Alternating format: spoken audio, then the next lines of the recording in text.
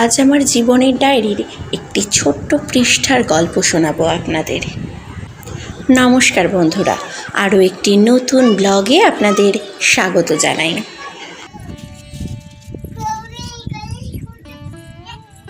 না, রান্নার রেসিপি দেব না, আপনারা ব্লগটি দেখতে থাকুন আর আমি আমার কথা দেওয়া মতো আমার জীবনের এক টুকরো গল্প আপনাদের সাথে শেয়ার করি। তো যা বলছিলাম, গতকাল ছিল 5th সেপ্টেম্বর, টিচার্স ডে। তা তো আমরা সবাই জানি।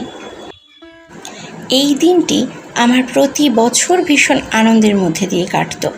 দীর্ঘ 14 বছর টিউশন ও স্কুল জীবন। মনে পড়ে অফিস রুম থেকে বাচ্চারা আমার চোখ বন্ধ করে তাদের ক্লাসরুমে নিয়ে যেত।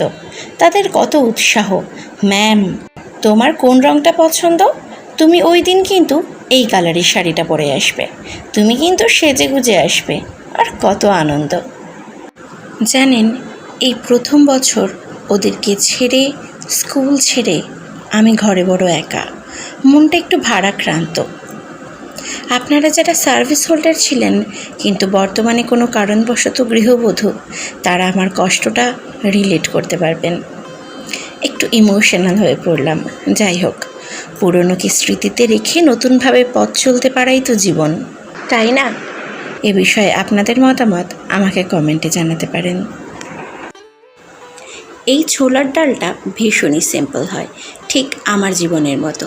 গরম তেলের উপরে তেজপাতা, শুকনো লঙ্কা আর সাদা জিরে ফোড়ন দিয়ে আদা বাটাটাকে ঢেলে দিতে হবে। তারপর পরিমাণ মতো লবণ ও সামান্য একটু হলুদ দিয়ে নেড়ে চেড়ে একটু জল ঢেলে দিতে হবে। অন্য আরেকটি কড়াইতে সামান্য জিরে ধনে সামান্য একটু রোস্ট করে নিয়ে সেটিকে গুঁড়ো করে রেখে দিতে হবে। মশলা থেকে তেল ছেড়ে এলে সেদ্ধ করে রাখা ছোলার ডালটিকে তার উপরে ঢেলে দিয়ে ভালো করে নেড়ে চেড়ে কিছুক্ষণ পর তাতে সামান্য জল দিয়ে দিতে হবে। নামানোর আগে ওই যে ধনে আর জিরেটাকে গুঁড়ো করে রাখা হয়েছিল সেটা উপর থেকে ছড়িয়ে দিতে হবে। আর হ্যাঁ, চিনি দিতে ভুলবেন না। আমি চিনি দিয়েছিলাম কিন্তু ভিডিওটি তুলতে আমার মনে ছিল না। তো যাই হোক, যা বলছিলাম আপনাদের, তবে জানেন, স্কুলে হয়তো জয়েন করতে পারিনি কারণ আমার আভামা এখন ভীষণ ছোট। তবে বাড়িতে দুটো পুচকু পড়তে আসে। আসলে পড়াতে না পারলে ভিতর থেকে একটা হাহাকার ওঠে। ভগবানের অশেষ কৃপা, ছোট করে হলেও আমার ভালো লাগার কাজটি আবার শুরু করতে পেরেছি। জানেন, আজ একটা স্বপ্ন পূরণ হয়েছে আমার। সেই গল্প বলতে গেলে ব্লগটি ভীষণ বড় হয়ে যাবে। সেই গল্প অন্য আরেকটি ব্লগে শোনাবো। এই সেই দুটো পুচকু যাদের জন্য আমার ভালো লাগার কাজটা আবার নতুন করে শুরু করতে পারলাম। দেখুন, দেখাচ্ছে যে ডালটা আনটি খুব ভালো হয়েছে। আর এই যে দেখুন, দুজন মিলে শুরু করে দিয়েছে গিফট খোলার কাজ। আর এদিকে আমার আবার আনি, সে তো চকলেটটি পেয়ে হাতে করে নিয়ে সরে পড়লো।